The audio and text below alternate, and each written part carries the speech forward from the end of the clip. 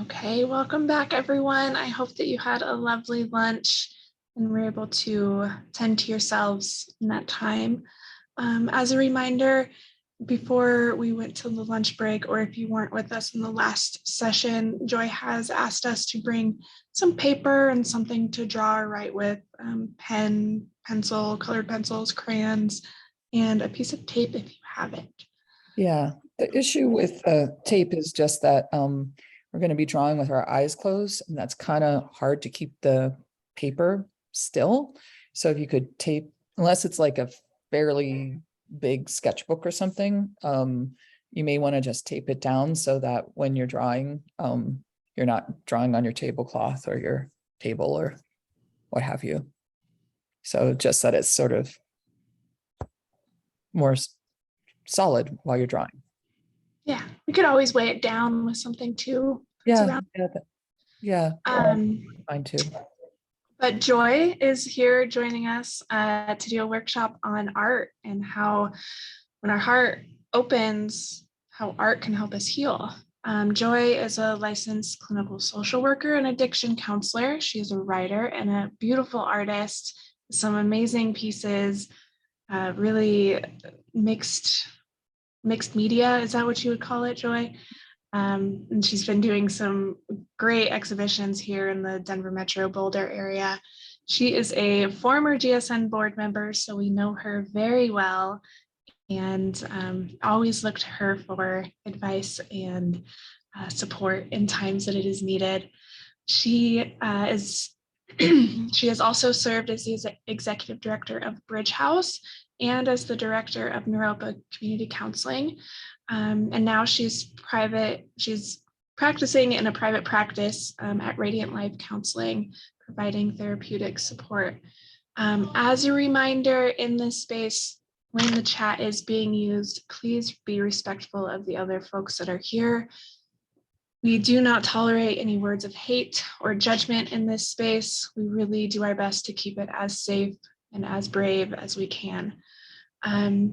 Please remain on mute unless otherwise asked. And Joy, I will pass it over to you. Okay, well, welcome everyone. I'm really excited to be here. Basically, the reason that I got involved with both Grief Support Network and art is through my own grief journey.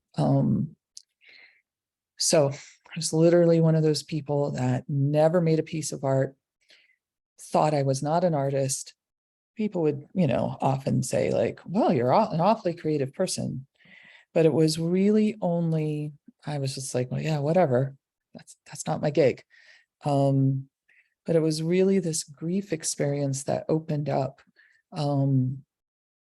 that place of being able to make art. And through making art, I've come to a level of healing that I didn't expect. And so all those reasons were the reason why I wanted to present this workshop, hoping that some of the things that I've experienced and learned might be of service to other people. So I'll just, small trigger warning, the loss that I experienced was a suicide loss. So it was a very profoundly devastating experience at the time. And I guess I just want to mention that another thing that I do in my current life is I still volunteer to lead a suicide survivors support group on Monday night, which is free. And that may not be applicable for you, but I just want to make sure you know about it.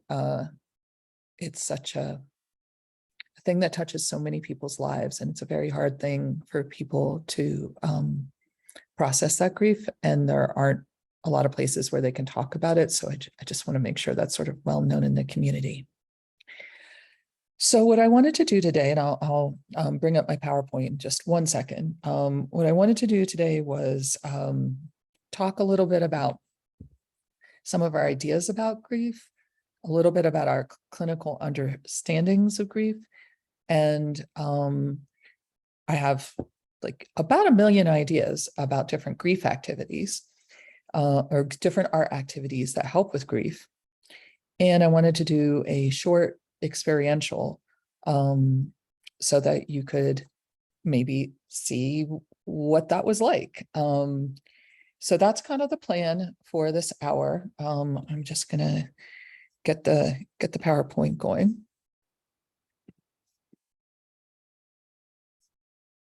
Okay. So I'm gonna launch in. So the first thing that I wanted to mention is that grief actually is a normal and expectable part of life. There are ways that grief has gotten sort of pathologized in the mental health system. I understand that some people experience grief for many years in ways that are really debilitating. And it's, of course, they need support from the mental health system if that is the case, but it is not a mental illness. It can really be derailing mentally and emotionally and physically, but it's normal to feel grief when you lose something that you love.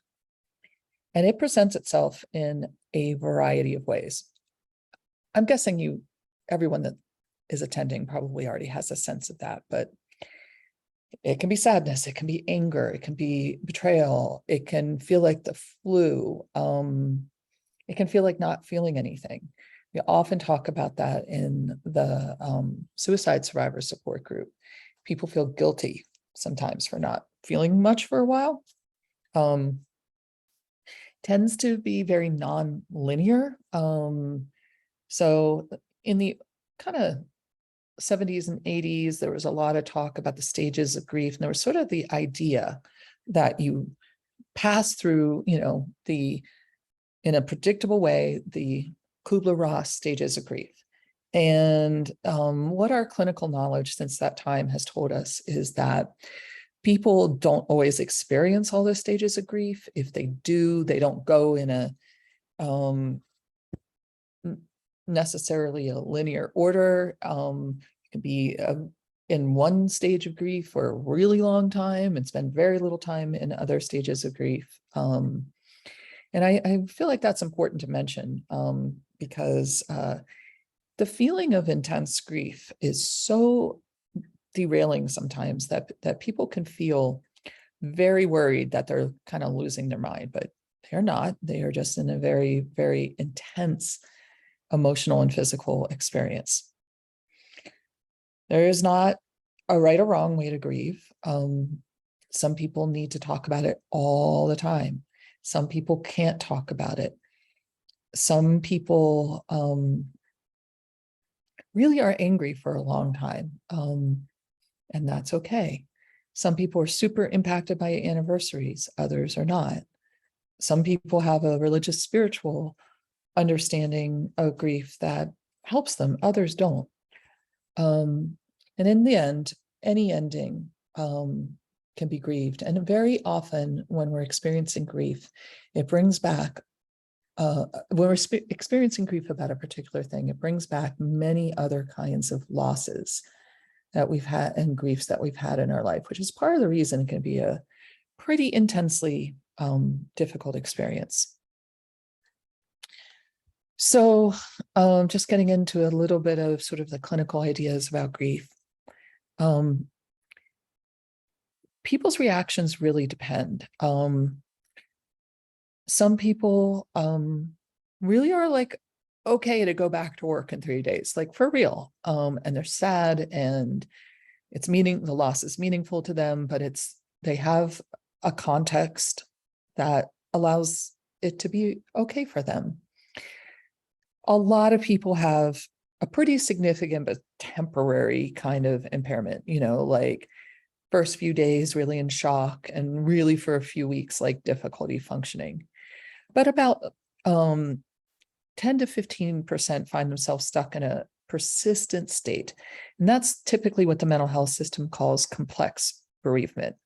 If any of you have heard that or been in therapy and heard that word, that means that like it is a kind of a stuck experience.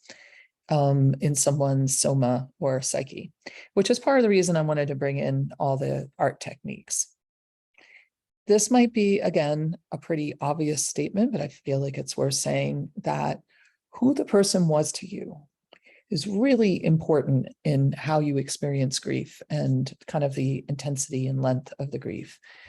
The closer the person is to you, generally, the more intense the grief, but also like more about like, what was the quality of the relationship? Was it a good relationship, a communicative, loving, open relationship, or was it a fraught, complicated, conflictual relationship? Typically, if it's a difficult relationship, the feelings are very, very mixed afterwards, and it can make the process more difficult. And also, again, maybe kind of obvious, whether or not the loss was expected. It is very different when someone dies at the end of their life after an illness. You know, you have a chance to talk to the person. You maybe say your goodbyes. You share memories. You can maybe, you know, be at their side and hold their hand and give them comfort. And that's an experience which is both profoundly meaningful and profoundly helpful. An unexpected loss, particularly of a young person, is fundamentally very, very hard.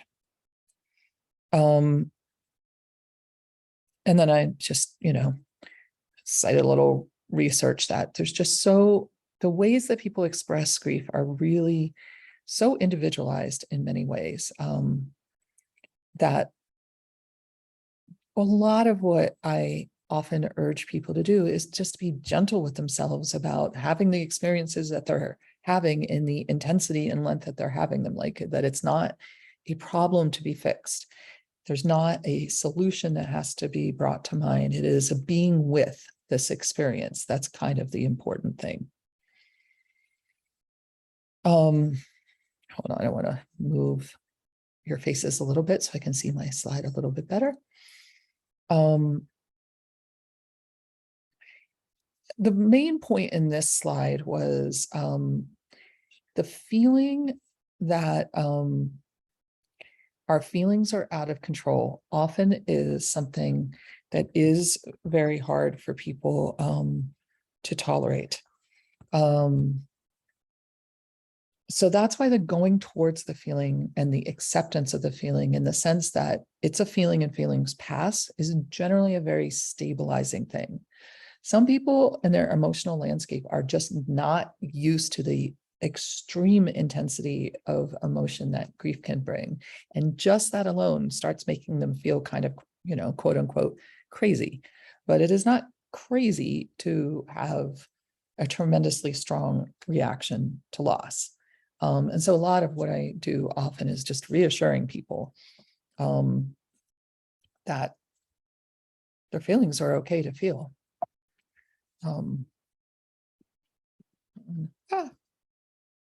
Sorry, kind of popped ahead.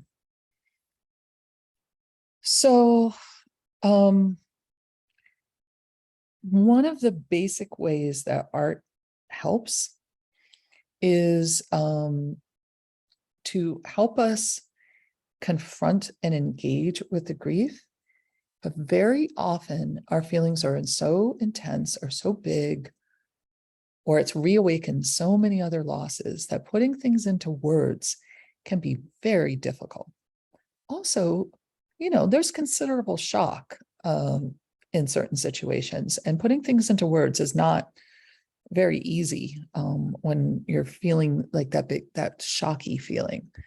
You know, might be feeling very numb, things might not feel real. And it can just be really, really hard to articulate at all, let alone put complicated feelings into words. So images, movement, sound, those all kind of bypass words. And that is why art can be so helpful. And it's kind of contained also. Like, one of the things about grief is people try to avoid it because it feels like once I start fully feeling the grief, it will flood me, it will overwhelm me, I'll be sad and I'll never be able to stop feeling sad. Whereas when you are like starting, working on an art project and ending, there is a containment inherent in that. And that can be really, really important to help you kind of get into the place where you can start touching in and allowing the feelings. Let's see.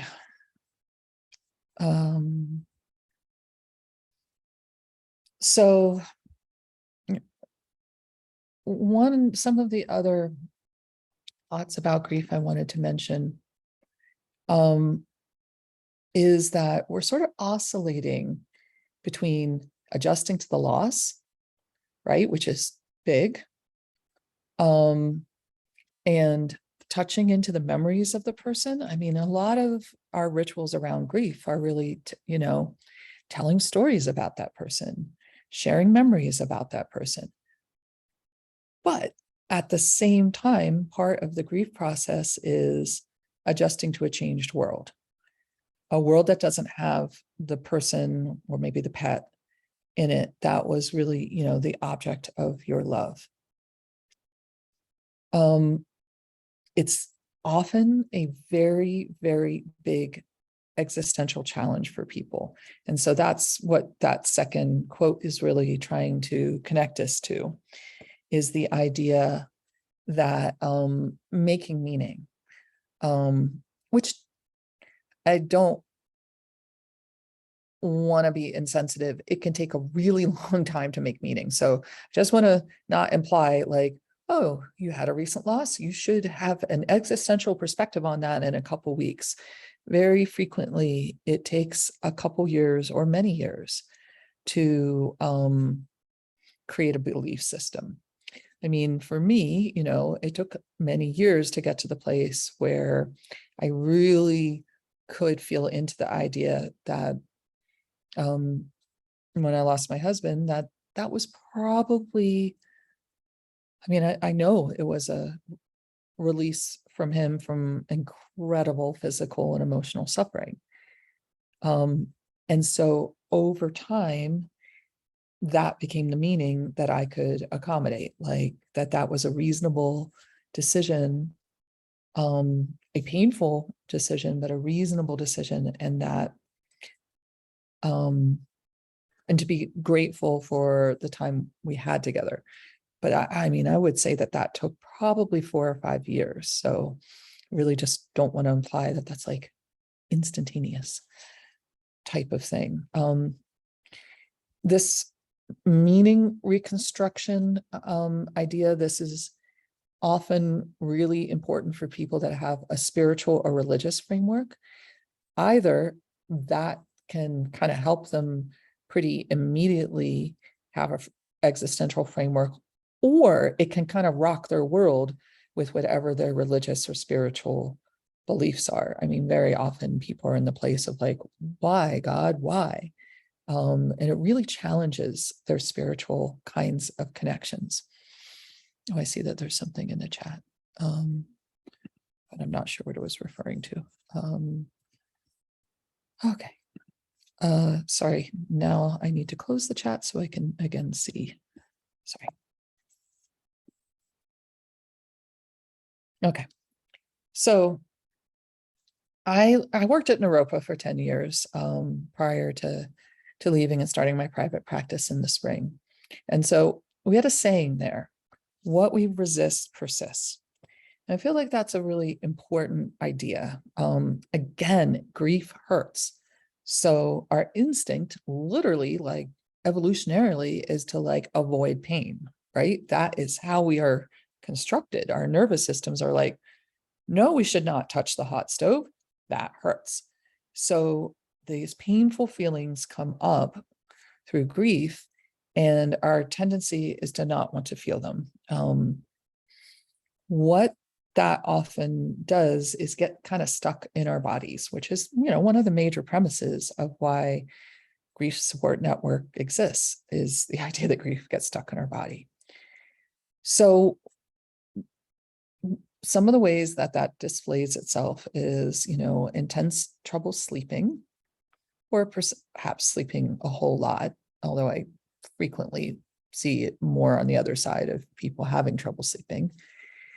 Social isolation, that can be along the lines of like, I need to talk about the loss of my partner or my son or my friend all the time, and other people can't really hear it anymore, or they are not able to kind of be with the intensity of my emotions. And then a lot of people kind of withdraw because it doesn't feel good to want to talk about what's really most central in your experience. Is this kind of the place where sometimes people say things that are not so insensitive, like, well, it was God's plan. That typically is very hard for grief survivors to hear that. Worry, I tend to make a lot of dark jokes, but I feel a little sorry for the people I've dated since my husband passed away, because there's an inevitable stage where I'm like, well, just don't die. Don't die. Oh, you're late? Well, I thought you died. I mean, Jesus, a person's 10 minutes late, like I forgot to text, like it would be handy if I wasn't like in my heart convinced that that person is dead. So there's that. Anyway, but it can be all kinds of worries. It can be like you get a little thing on your face and you're like, I have melanoma. All kinds of ways, often kind of more catastrophic kinds of thoughts. Physical issues are really common. Honestly, I've had many people describe grief as feeling like having the flu. Particularly at the beginning, it's, exhaustion and achiness and, pretty foggy brain kind of stuff. But over time, especially if grief gets stuck in our body, it can kind of turn into more chronic types of things. And, another thing about not feeling our feelings is, self-medication of intense, horrible feelings is pretty common. So a lot of people, turn to alcohol in particular, but, alcohol or pot or whatever it is, that's their thing that soothes their feelings the most. And certainly that's not a judgment on substance use at all. And numbing out for a few days after a giant shock is pretty normal. It's more like when this becomes like your go-to strategy for years at a time, rather than touching your feelings.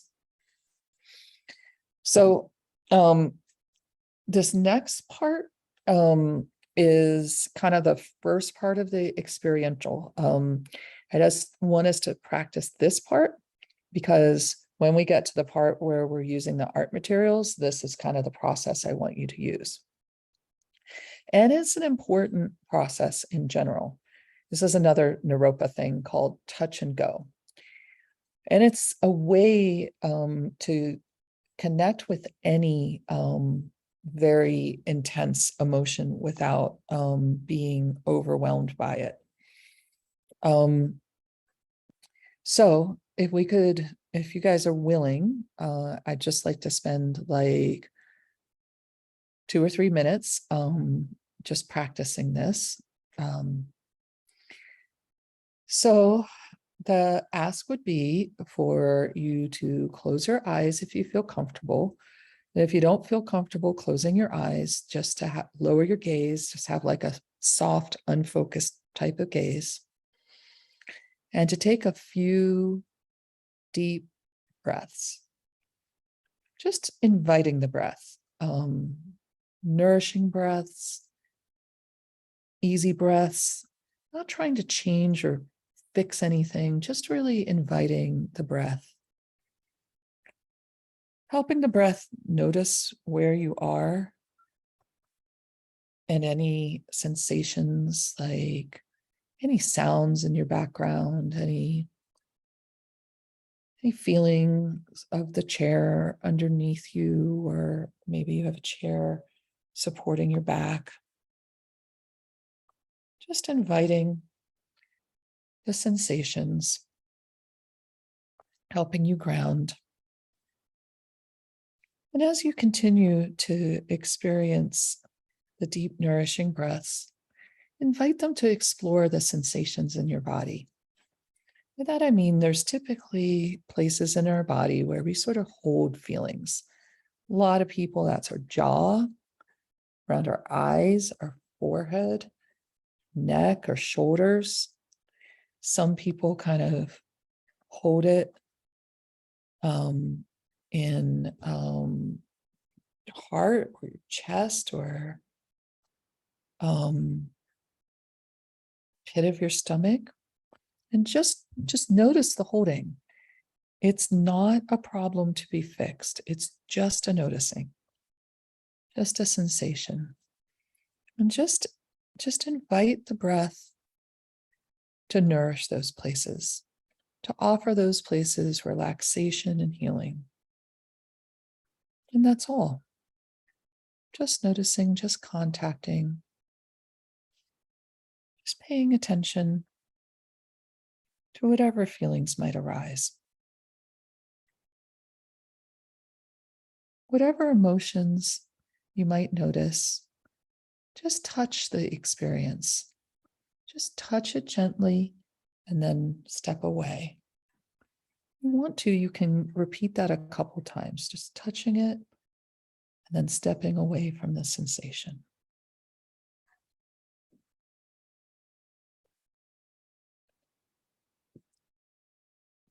Then I want you to make your breath a little bit more shallow, not as deep. Just start registering your environment a little bit. You can stretch a little if you want, maybe wiggle your fingers and toes, kind of orient more to the present and the here and now. And when you're ready, you can open your eyes. Curious, Sarah, if it's okay, I just would like to ask folks if anyone had any noticings that they experienced during that exercise. We could just have one or two people speak to that. If you'd be willing.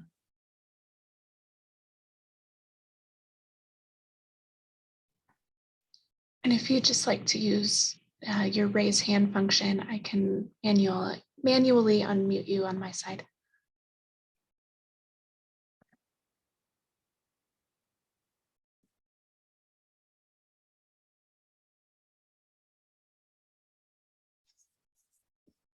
Or you can put things in the chat.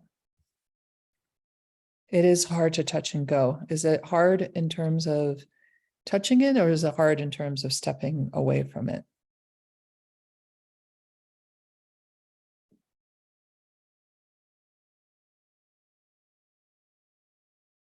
Stepping away.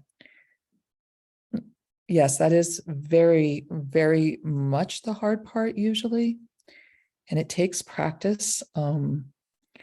Just the part of why I wanted us to practice it is to get used to the idea that you don't have to stay with the intensity, so that you can kind of help to self-regulate and modulate yourself. With practice, then it's easier to touch the grief over time, because then it's not as scary, like it's going to like completely overwhelm you. Thank you, Abby, for sharing. I really appreciate it. Oh, good. That was the whole purpose. So I'm glad it worked a little bit. Autumn, I see that you have your hand up. Hi. You know, what it took me to is that I have a lot of physical health issues. I have brittle bones. So it took me to a really intense spot of more pain, that I was more vivid on it for some reason. Oh dear. Okay. Yeah, so it was hard to step away, but you know, once I kind of moved, for me, that was how it is. That's the first time that's happened, but it could be just because of today could be worse for me. So just take it and leave it as you will, because Yeah. every day is different physically for me. So Yeah. Autumn, I have had a lot of experience with chronic pain as well. And when I first started using these kinds of techniques, I noticed the same thing. I was like, oh, I can ignore my body most of the time, right? Like I'm just gonna soldier on, dude. That was my way. And I got scared when I felt the discomfort so much more intensely. And I had to practice this like probably for, I don't want to freak you out, but like probably for like a year before the going inside didn't kind of flare up the pain. And then it started being less. But it took, I just, you know, I don't want it to like say like, oh, you do this and you feel great in like 2 weeks. I've been practicing meditation for years, so I knew it didn't come overnight either. So it takes a lot of practice. I just never had to do it with the death of my husband on top of it. He was like Yeah. Superman that I thought I could just go to. And so now it's more or less just me being able to deal with it without anybody to just support, you know. So Yeah. thanks. I appreciate you letting me know that that's the way it happens. So I appreciate it. Thank you. Yeah. Thanks, Autumn. Anyone else before we move on? Just kind of trying to keep a little track of time. Maybe if there isn't anyone else with a burning desire, which I'm not seeing, then I think I'm going to keep going. Okay. So one of the thing about creating images is that it is then something outside of yourself. It takes an inward experience and it makes it concrete outside of yourself. And that is strangely soothing, basically. If it's something that's fun for you, it can, you know, help you contact with your playful childlike side. Like if you are doing finger paints or, you know, kind of crunching into clay, it can be fun. It's very physical and it can connect you to this sense of play, which can be just this teeny, teeny little bit of respite. And there's actually some good evidence that making art increases your serotonin, which helps you feel less depressed. Some people's art is very meditative, particularly when it's like a repetitive motion.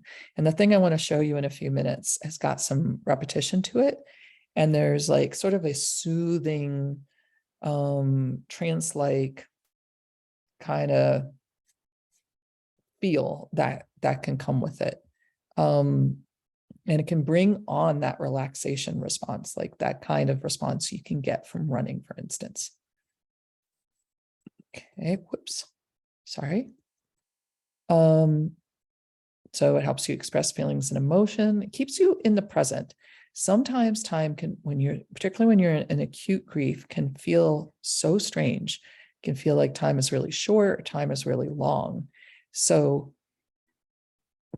or you can be focused on memories about the past or worries about the future, and being in the here and now can be some respite. So helps you slow down, lowers your blood pressure, regulates your heart, and it can become a physical representation of the relationship that you lost. Oh, I see Samantha painted her walls. Yeah, good job. Sometimes we really have our own healing instincts, like what our body and heart tells us to do can have such beautiful instinctive healing in it. It is a right and left side of the brain activity, you know, so like you are touching into this more symbolic metaphorical world, and then you are like accessing words at the same time. So there's like, it's not exactly like EMDR, but it kind of goes in that direction basically. And when you've made the art, then sometimes you can access the words. I see that Autumn has her hand up again. Did you want to say something? after my husband died, it was so bad that I was starting to get, cry from got raw, and that I did I ordered one of those paint by numbers. So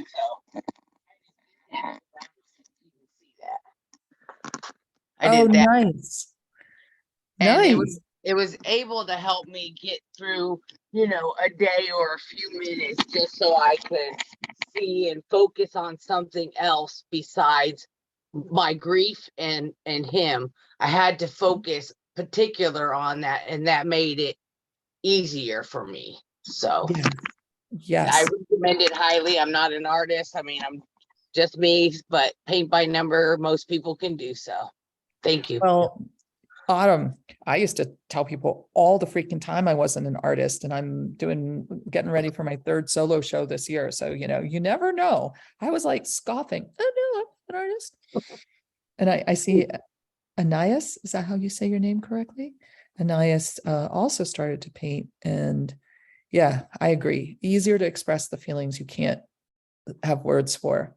I will also say, if you're mad, clay is great. There is some it is so hard to get it going when it's cold, and then you really got to squish it, and it takes a lot of energy, and then you can pound it. I've never, I know everybody talks about hit the pillow, hit things with bats, and I always felt too silly to do that. But I can really get into the idea of punching some clay. I'm like, oh yeah, I'm just working with the clay. I'm not actually doing one of those goofy things therapists tell you to do. So that's what my little rationalization was. Okay, so how do you get started? Having space and not being interrupted. You can kind of make it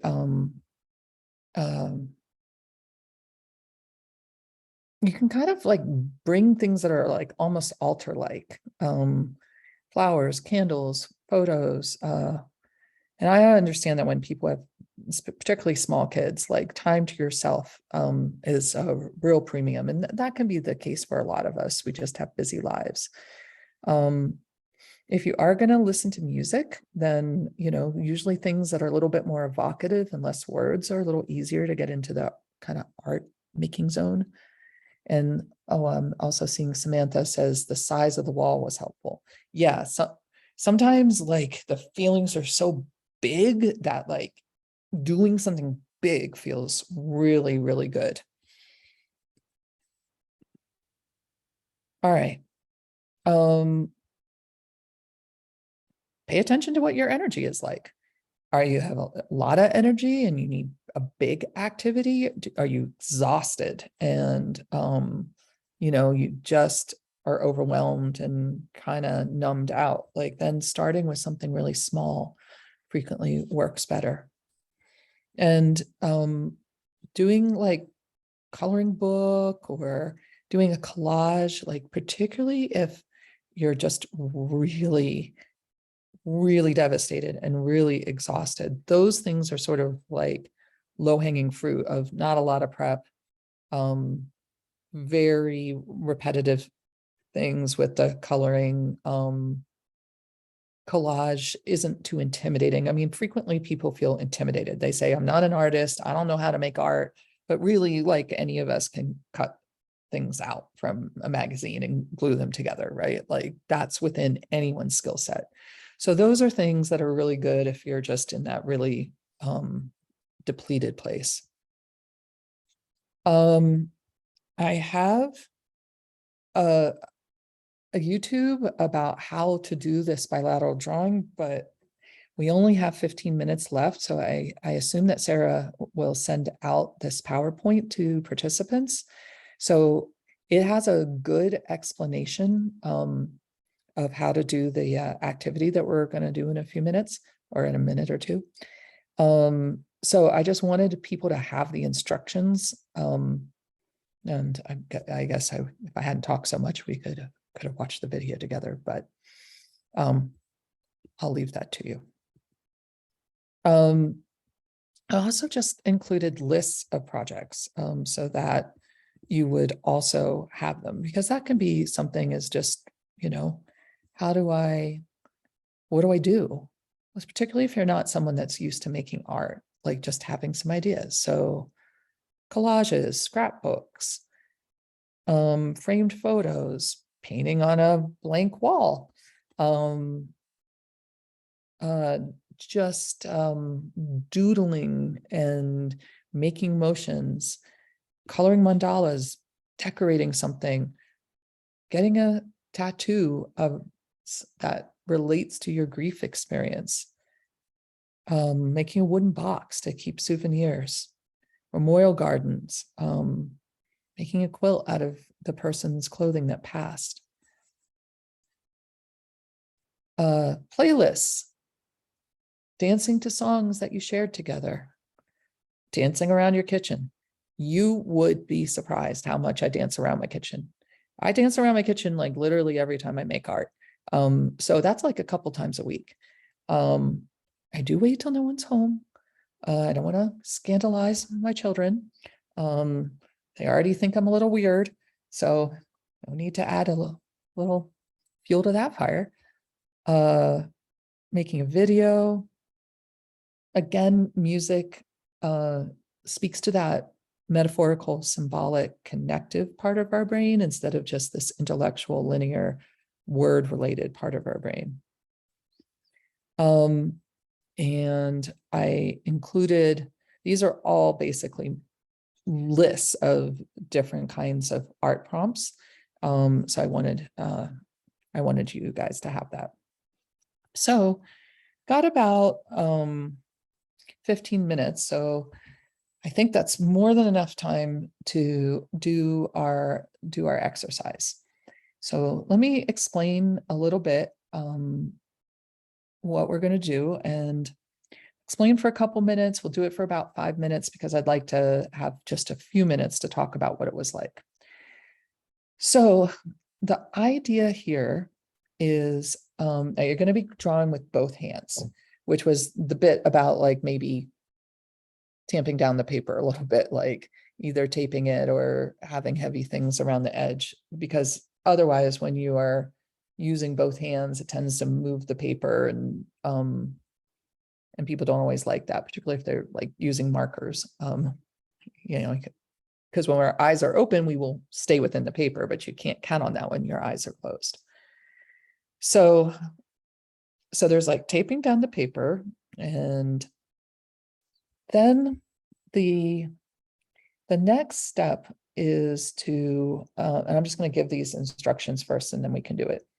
The next step is to close your eyes and to contact that sensation in your body that carries the grief. Again, that might feel like a knot. It might feel like something warm or fiery.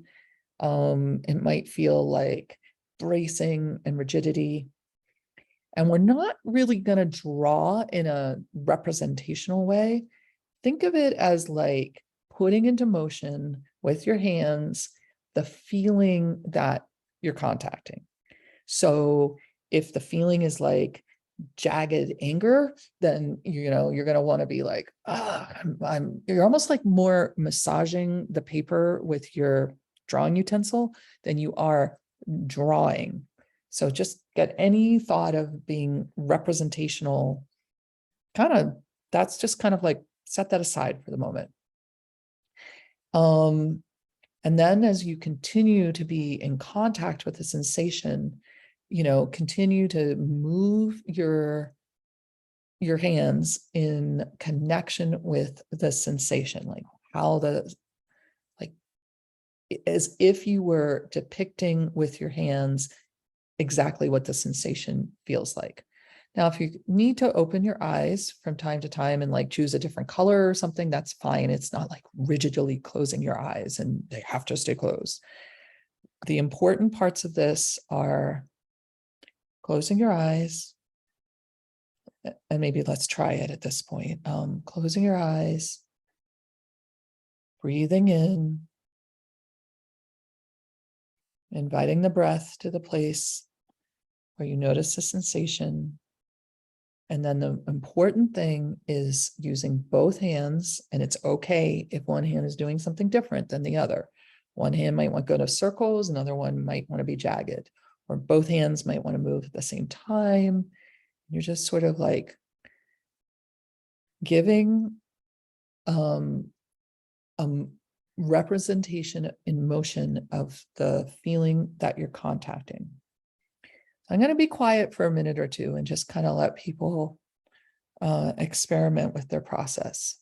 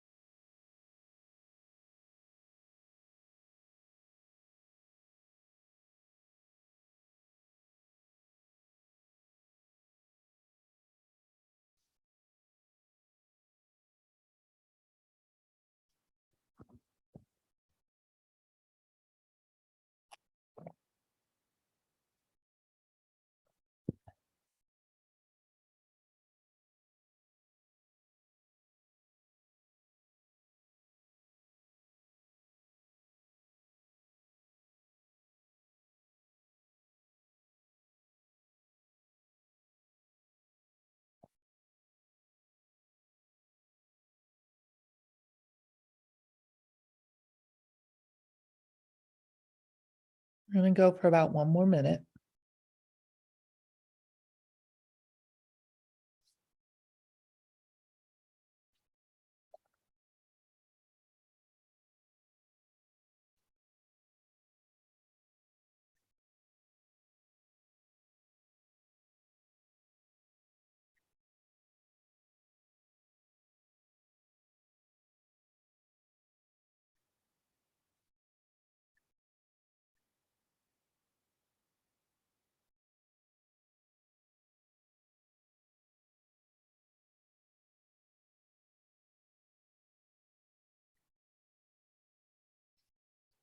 Okay, let's start heading towards wrapping up. You just have a couple more motions you need to make to feel complete, or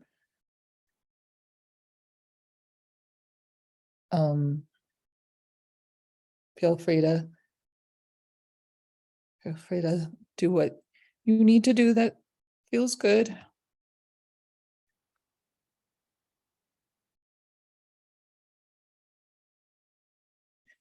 Okay. I again would love to hear from people what that was like. And if anybody, you don't need to do this, but if anybody wants to share what their image looks like and explain a little bit what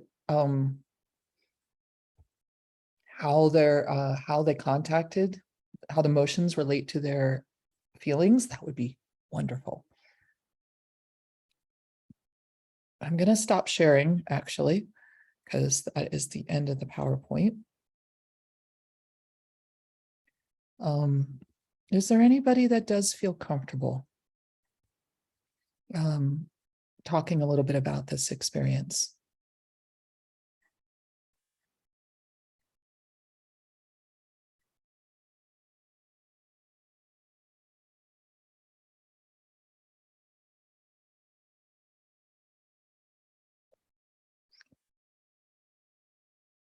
Autumn, yes. I figured I would. I'm still in a lot of pain, and I feel a lot of anger and sorrow and sadness in every which way. And I chose red and black, and that's all I came out with. I did change colors to like a light blue or blue and a yellow, and I almost felt like with this course, just a few days, I've actually felt like little glimpses of hope Mm, and that maybe there is a future. Yesterday was like that. So there is still something trying to get through instead of just the sharp little jagged edges. So yeah. Did it feel at all good to like make the, motion of like, I'm so frustrated. Like, I can't believe I'm having this experience. Like, this is so the whole damn wall, unfair. I would I would take a big one and next time and just go at it. That one, I didn't think it was enough paperwork. It's not really like, but I didn't figure that everybody was going to have like butcher block paper. Really, though, when this works a little bit better, like when I learned this, we put big butcher block paper on the walls, and it was these big motions. And actually, like the bigness of the motions, like for me at least, I've got big grief. Felt really good to make big motions. Like tight little motions didn't feel good to me at all. But different people are different. There is no right or wrong That about this. sounds perfect because I have to get physical in order to do it. So I will try that somewhere. So thank you. All right. If you rent, you might not want to do it right on the wall, Kathleen, you have your hand up. I'm gonna have to turn my phone so you can see what I did. Okay. But I used 4 different colors. I kind of kept rotating them between my hands. Mhm. I don't really know where the shapes came from, but the different colors represent a different member of my family, and then my own personal loss, which I'm not really going to get into here, but my dad just died, and over the years I lost my mother and my brother, but it felt really good to, they were in my mind, but I was more just letting things happen. I'm having a hard time connecting to that. Each of those deaths was so very different for me. And this one is especially not emotional. It's very weird. Yeah, but I really enjoyed the process. Thank you so much for sharing so deeply about your process. And, one of the things that's fascinating about this is, like I was saying in the beginning, like everyone's process is different. And then everyone's experience with this kind of art exercise is very, very different. And it can just be like a reflection of contacting how you feel and like having however you feel be okay. Like some deaths are less emotional, they just are. Maybe it was a pretty resolved relationship, or maybe it was expected, or I don't know. I don't want to get into all of your situation. So I want to respect that you said you didn't want to talk about that in such depth, but I mean, the idea that I want to underline is how this connects us to what our personal experience of grief is, kind of without judgment. I notice that Kelly also wrote in the chat, it is sometimes hard to find words after doing this. And it can be really important to have that be okay. We rely on words, but I swear to God, like so much of my own personal grief experience are simply things I cannot put into words. Like, and I'm a, pretty talkative person. Okay, Deborah had a question. Did you choose the pencils before or while drawing? You can do both. You can like choose what you want. I know for me, sometimes like colors have a lot of symbolism. So I think when I was doing it, I was like all like black and red. And then I was like, oh, I'm not as mad. Okay, I'll do some like blue and yellow, so you can do both. Like it's not so rigid, right? Like you can open your eyes and choose different colors. Or if you had different kinds of art materials, you could be like, now it's time for the markers, or now it's time for the pencils, or I need to stab things with my chalk, or, like, you can really like be free with this. And that's part of, what I really want to speak to. And then Anaya says, oh, that's really beautiful. And it's so fascinating, right? That sometimes the images are like so amazingly like exactly how you were feeling that it's kind of weird. I like I'm a little bit of cynic sometimes, and a student taught this to me, and I was like, oh, I'm not going to feel anything. It was so long ago, and I'm her teacher, blah, blah, blah. And then like, I was like, oh my God, that is like how I actually feel. Like, it was really strange. And that's why I wanted to share this with you guys.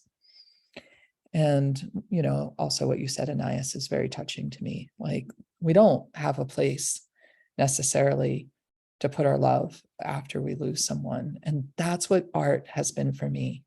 I mean, I've made so many pieces of art about my husband. He's not here. And there is so much love. And like, where do I put that? And it was 8 years ago. And, it's not really like something to active, like people in my life, like don't necessarily have a ton of capacity for anymore. Well, I know we got started a little late, so I imagine we have like a minute or two more before we need to wrap up and make way for the next person. I'm sorry, I forgot to turn off my phone. That was my sister. Deborah says that it feels like it happened yesterday. Yeah. I hear you loud and clear. Any other thoughts, questions, reflections that anyone would like to share before we wrap up?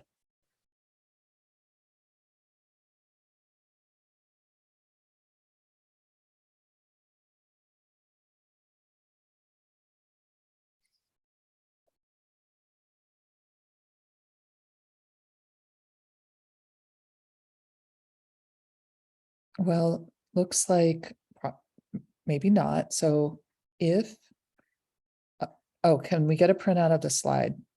Sarah, you'll send? Okay. So if this opened you up a little bit, I want to just remind everyone to take care of themselves, right? Like, hopefully, I mean, one of the nice things about doing the art is it is usually fairly containing. But we also did that touch and go exercise, and a couple people mentioned that it wasn't as hard to go as it was to touch. So this might be a day to be soft with yourself, to be accepting, to let feelings be here if they're here.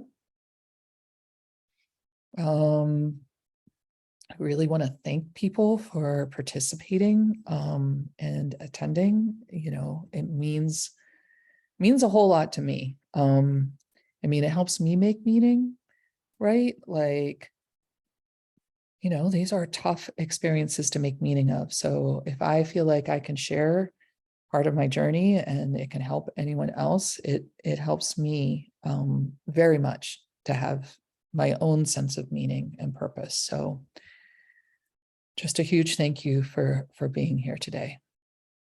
And that's all I've got, Sarah.